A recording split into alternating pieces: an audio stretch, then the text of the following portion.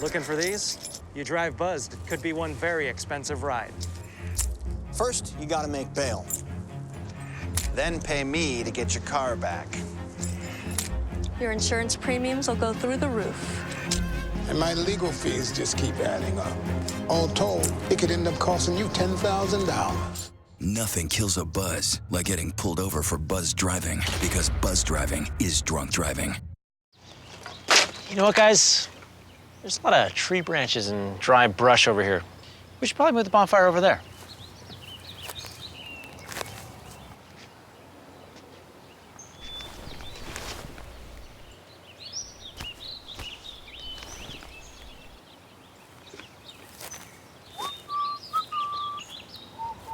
I'm guessing Smokey liked that idea.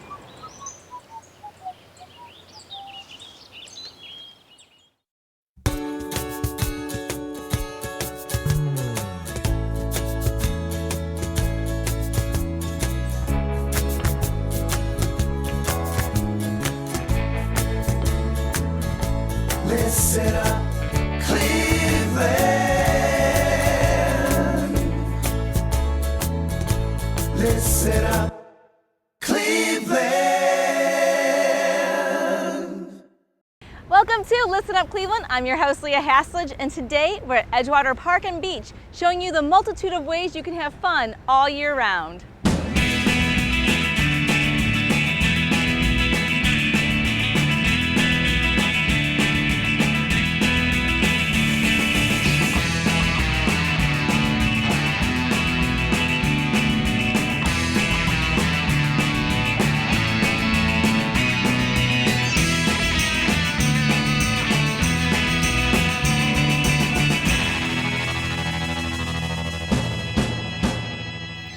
The shores of Lake Erie have long been a place to relax and enjoy outdoor recreation.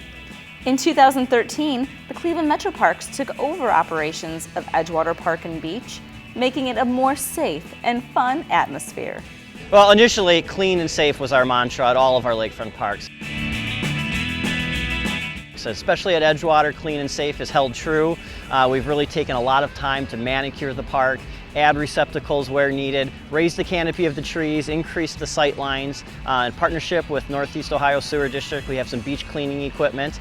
Daily we clean the beach, actually deep tining and grooming out all of the debris that are in there. So now folks have no problem running through with their shoes and sandals off. So it's a really exciting time to be down here at Edgewater. We offer a lot of different activities. You can rent umbrellas, you can do stand-up paddleboarding and kayaking, and all of those things are only going to keep improving as we keep making these improvements, building the new beach house. So there's always activities going on. You can always go to clevelandmetroparks.com and see all of the fun things that are happening all summer long.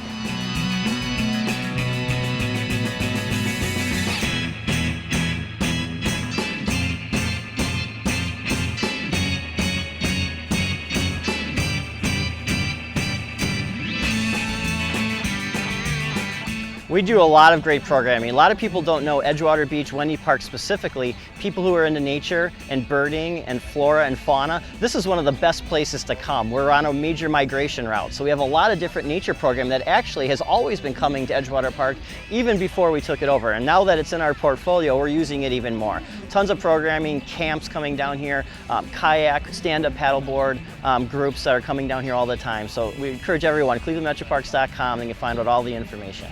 Lifeguards are on duty down here at Edgewater 7 days a week.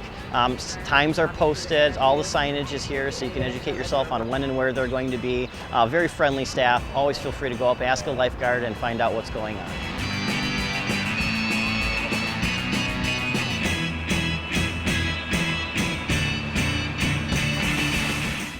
Lifeguards aren't the only ones doing their part to keep things clean and safe on the lakefront. Volunteers are a huge part of what makes Cleveland Metroparks successful, and beach cleanups is something that a lot of people really like to rally around. So when they come down to Edgewater, everybody gets together, grabs a garbage bag, and really helps clean up that debris. So it really is a community effort. We have some of the machinery and the daily maintenance staff, but those volunteers coming down from time to time really help spruce things up. The Cleveland Metroparks have already added new elements to the park, and there's a lot more on the way. Yeah, we're excited about some new capital projects that are going to start this fall. Some of the older buildings here at the beach have kind of went through their useful life. So we're going to be tearing down some of the old buildings and constructing a brand new beach house. A two-story building. It's going to have all the amenities that you expect at a beach. We're going to open up the view shed from the parking lot by taking out some of the old buildings, and it's really going to improve the user experience here at the beach. Bringing new fun activities to these parks is one of our key goals. So bringing Cinemas at Sunset to Edgewater Beach, we're really excited about it. We got our first one coming up. We hope the weather holds out and it's going to be a really fun time. Edgewater Live, we're now going into our second year. Last year was our first year. 10 concerts on Thursday nights, Friday nights at Euclid Beach Live as well on the east side every Friday night. Coming out, live music, everything is free. We've got food trucks, we've got kids games, we've got stand-up paddleboarding, we've got yoga, we've got all kinds of activities for families, and it was really, truly a fun event. 6 p.m. to 9 p.m. Thursday nights down in Edgewater, Friday nights at Euclid Beach.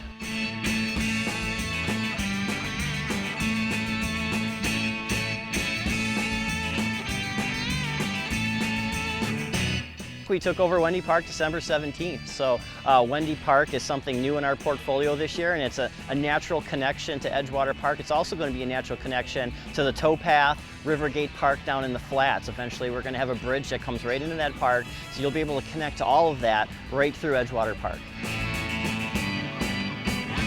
There are so many people come up to me, I used to come down here as a kid. I haven't been down here in 10 years. If you're one of those people, you have to come down and check it out. Just go for a walk during the day or on the weekend, or come down for one of these great events and you're really going to be surprised. We just need to keep moving forward. Get the new beach house built, the shoreway's getting redone, we're adding a better entrance at the roundabout, we're going to make connections into Wendy Park. We just need to keep moving in this direction and keep providing the community this great product.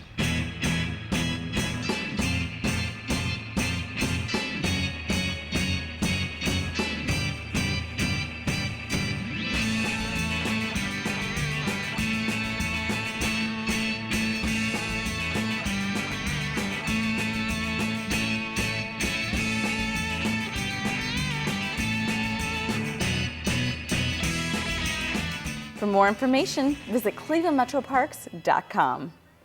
When we return to Listen Up Cleveland, it's all about beer. Listen up, Cleveland.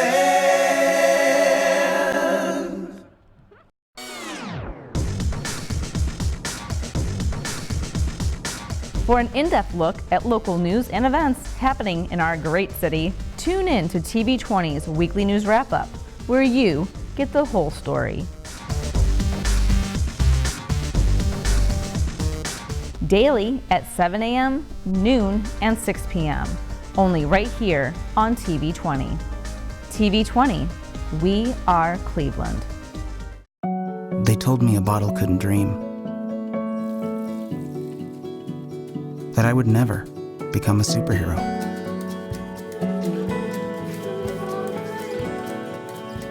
But I learned how to fly. Just to come back in a new disguise. And be the hero that I've always wanted to be.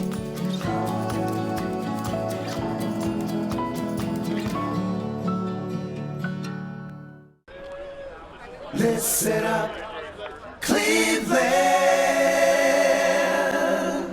Welcome back to Listen Up Cleveland. Now we're at Nautica at Jacobs Pavilion for the 3rd annual World of Beer Festival.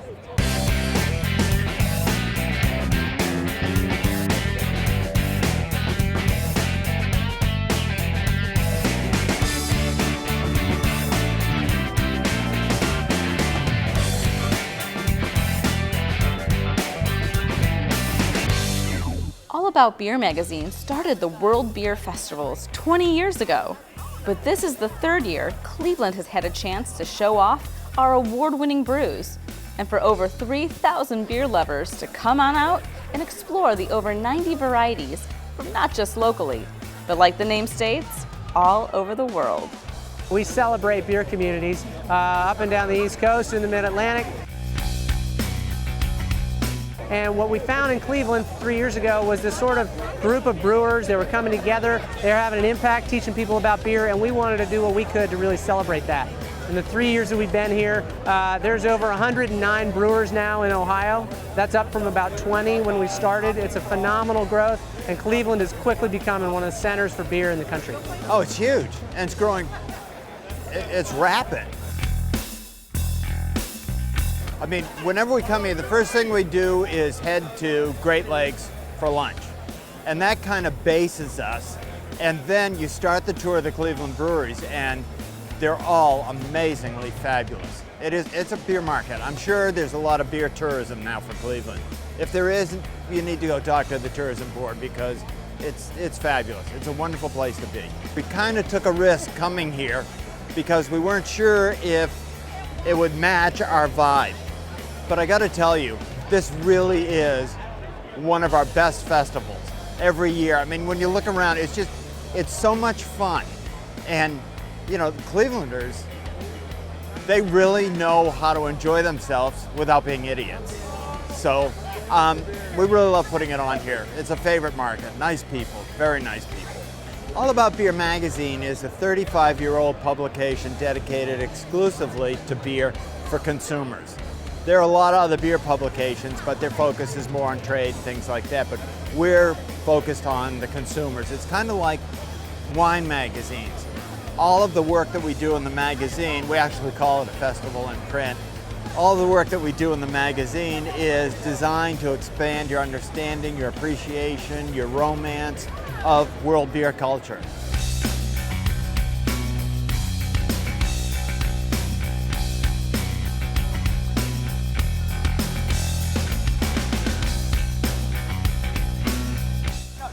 The cool thing about this festival is that it really is a celebration of beer and the people who make it and the people who drink it.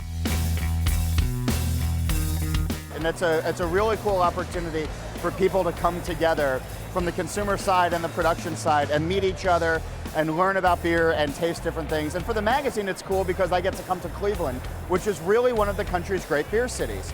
And Ohio in general is a really great beer state. And I think one of the problems that if you're from outside the area is that you're not thinking of Ohio and beer at the same time. You might think of Oregon, or you might think of Colorado or Vermont, but the fact is, pound for pound, Ohio is making really great beer, and everybody from around the country should be coming and visiting here and drinking a lot of beer and then going home and telling their friends and then coming back. And that's what I like to do, and that's why I enjoy coming here every single year for this festival, because it's just, we also have this really cool setting. We're in this really cool place, and like, there's a lot of energy happening in Cleveland right now, so I'm just excited to be here drinking beer. You know, there's a lot of choice out there in the market these days. There's a lot of brewers, so we have a staff that actually looks at all of the beer and then really tries to get a good mix going. And they want to get people or breweries from around the country, but also from around the state, to have a really good representation so that you're not walking from tent to tent to tent drinking the exact same thing over and over again. So we're really trying to find flavorful beers that use different ingredients that really showcase the best of American beer these days. So it's not an easy task, but it's one that we like doing every year.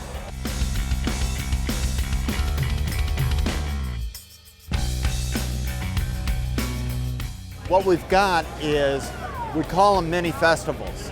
So we have a cask ale festival over there where you can go learn all about cask ale. Then we've got a Belgian beer festival over there. You can learn all about Belgian beers. And then we've got our festival. So it's sort of like 3 festivals for the price of 1. Just like food and fashion has trends, so does the world of beer. It's in beer, as in a lot of things, there's the old adage of everything old will be new again. So we're definitely seeing a resurgence of lagers these days. Very crisp, clean, pure, flavorful lagers that have some nice earthy hop characteristics and also have some nice bready malt characteristics as well. It's your lawnmower beer. It's your grandfather's beer made by modern brewers. And there's nothing wrong with that. And we're seeing a lot more of them these days.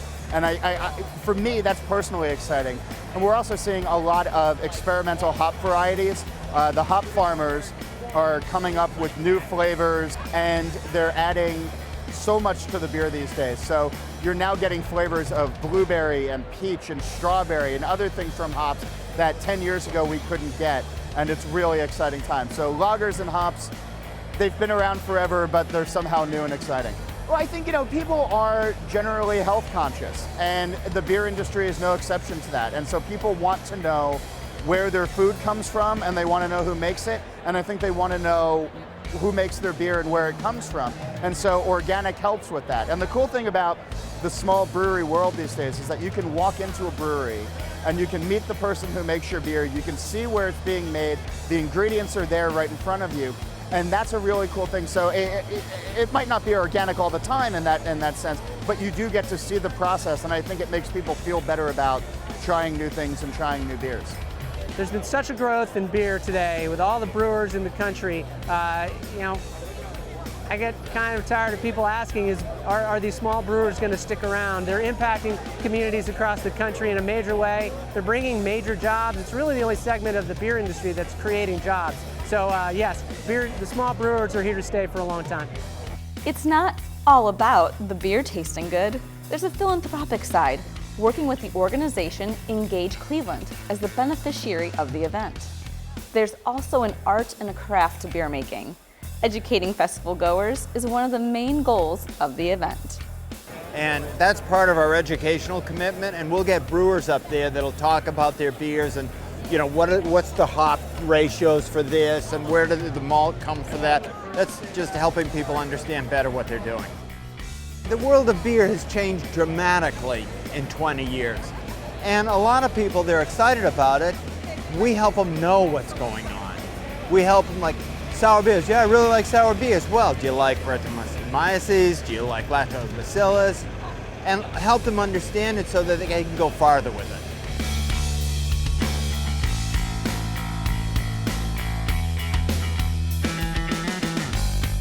We've barely had enough time to sample all the beers, but at Yeast, we got to meet a lot of great people.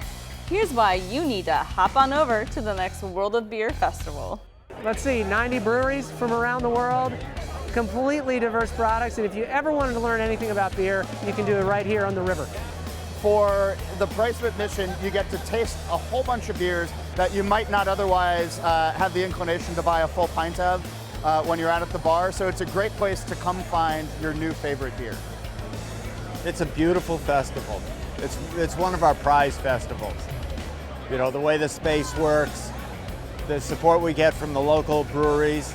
I mean, it's really, this is like family, I mean, we've got a lot of festivals. We're celebrating our 20th in Durham and I think our 15th in Raleigh. But this one's different because within 3 years, we have this culture going and it's part of Clevelanders, and, we're happy they like our work. As you can see, there are thousands of amazing brews out there, especially right here in our own backyard. For more information about All About Beer and their upcoming festivals, go to allaboutbeer.com. When we return to Listen Up Cleveland, we'll have a Listen Up look back at the brand new retail movement happening in the warehouse district, Small Box CLE.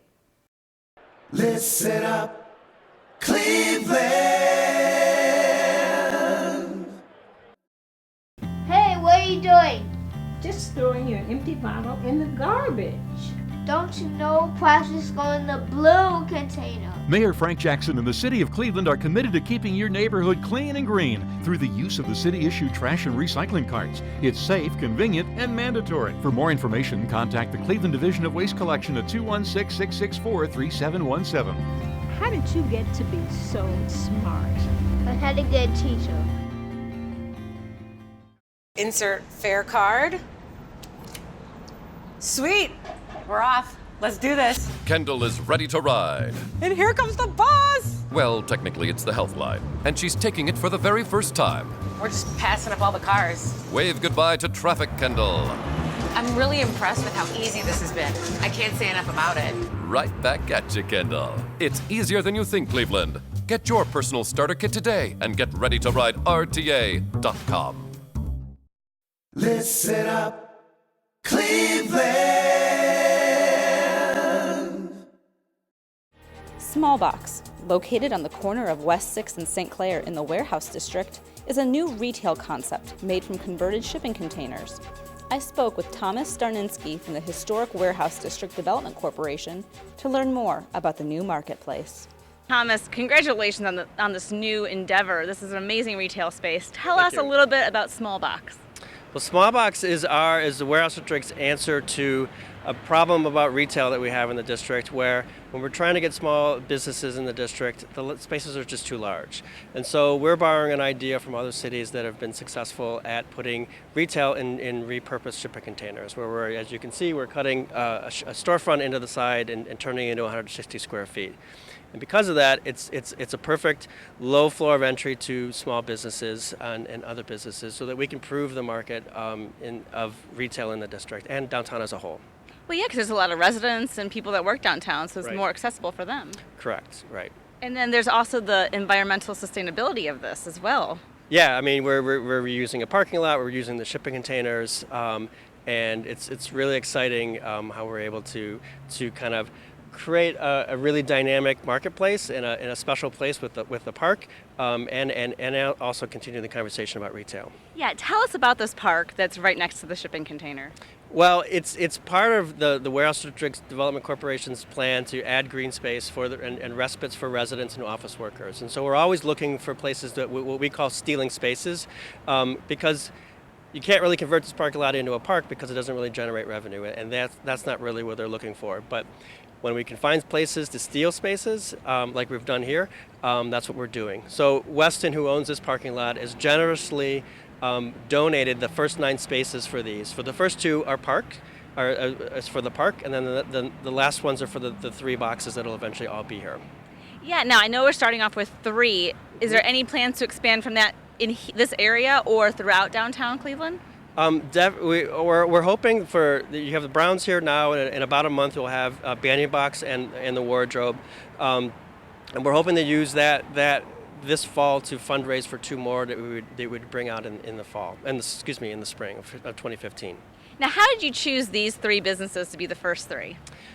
We targeted for the first 3. The goal of the project is more about small retail. But what we wanted to do is give the first 3 the project a good first leg up on the project. So we targeted established small businesses in our initial search. In our initial search, we came across an opportunity through Downtown Cleveland Alliance to introduce the project to the Cleveland Browns, and they were interested in it. We also approached Christy Murdoch of Banyan Tree in Tremont, who's been there for 12 years and is a very established small business, very popular in Tremont and from people far and wide. And then we came across Caroline Dengel from Wandering Wardrobe. And because she right now is driving a truck around selling clothes out of it, and it's just really pretty awesome. So what I feel we have is like the perfect mix, because we have somebody with national stature to kind of act as an anchor to it. We have an established small business person, which is really much part of the goal of it. And then even more so is we have an entrepreneur. And so we have a breadth of all the types of retail that we want to bring to the district. Clothing and accessories, which what the residents are looking for, and we're creating that opportunity for small businesses as well.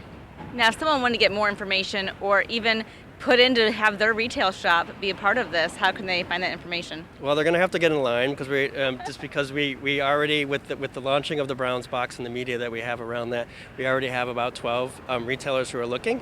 Wow. And then we also have some of the people that we've talked to who just weren't quite ready yet that we talked to over the summertime that we're talking to as well.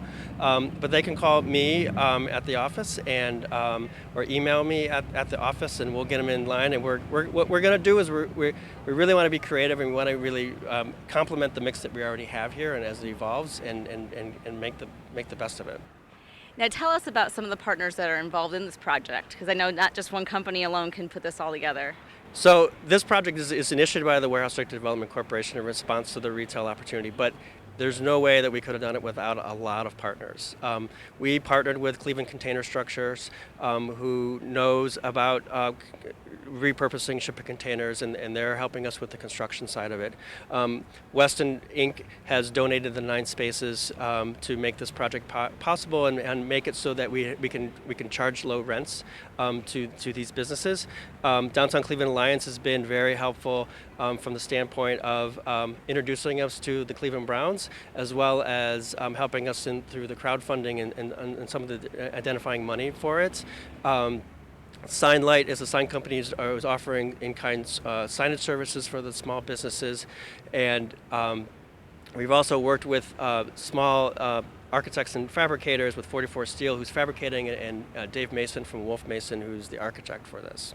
I'm so excited to be here with you because I'm such a fan of Wandering Wardrobe, which is now going to be part of the Container stores. Yeah, I'm really excited. Smallbox contacted me a few months ago, and I'm going to be here in the winter months into the spring, so I'm super excited. Now, for those that may not be familiar with Wandering Wardrobe, tell us a little bit about it. The Wandering Wardrobe is a mobile boutique, so I just bought a retired FedEx truck and turned the back of it into a boutique. So you step in through the back, and it's filled with clothes, women's accessories, pretty much everything at this point. We carry just about everything.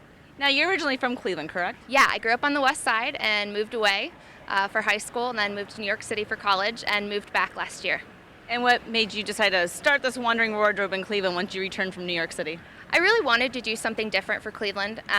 You know, there's a bunch of great boutiques in the area, but I've just found that they're not as accessible to me. I either can't get on that side of town, so I really wanted to do something that was a little bit more of a statement and that was really accessible to women.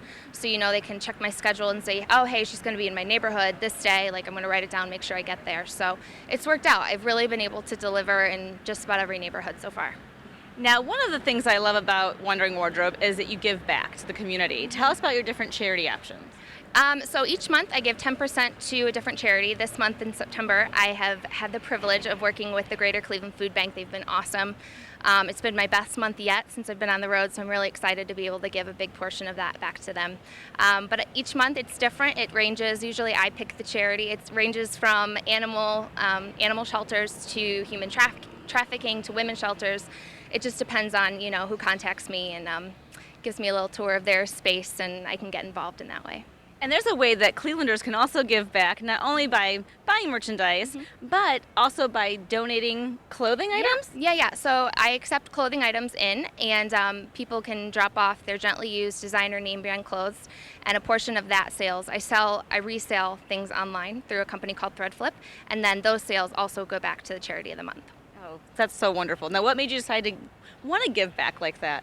You know, it's Cleveland. It's my home, and I grew up here, and I think it's important to be involved in the community and, you know, be able to give back when you can. So that was something I was, you know, from the start, I was like, that's something that's important to me. Now, will you be doing anything different out from the truck now coming over to Smallbox? I think it's pretty much going to be very similar. Luckily for me, it's the same layout. It's a box shape. So we're kind of gifty items through the holidays, but really focus on clothing. So all your dresses for holiday parties, Christmas, New Year's, and then into the spring, you know, bring out our spring line. So it'll be pretty much the same thing with a little more gift options. So how do you feel about the retail downtown in Cleveland right now? I'm so excited that the small boxes have come up so quickly. I have heard about them, and they've just pulled it together very fast for the holidays, which is exciting. But, you know, I think there need to be more storefronts, and I think this is kind of the stepping stone to getting us there, because people do want to shop, and they don't want to just go to these malls, these giant malls with chain stores. Lets people shop local, which I think is really cool. Especially with so many downtown residents now. Yeah, you know, it's like every other person I talk to either works downtown or lives here, and it's super exciting because, you know, when I moved away, downtown was nothing. So coming back and seeing it do better than ever is really exciting. And also exciting is you are one of the first of the 3 originators of the small box boutiques. Yeah, it's a huge honor, you know, to be against the Browns and then Banyan Tree, who's having their Banyan box, who's been around for 15 years. You know, it's like I was kind of taken aback, but I'm really excited. It's going to be awesome. Now, people want more information on Wandering Wardrobe, especially your calendar, to find out where you're going to be month by month before and after the Wandering Wardrobe box. How can they get that information? Go to the website at wanderingcle.com, or you can follow us on Instagram or Facebook.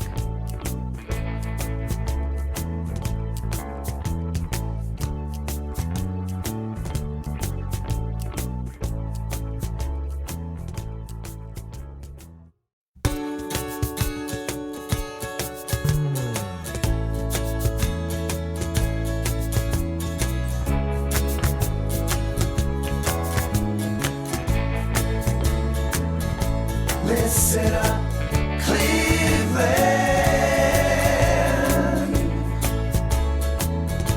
Listen up,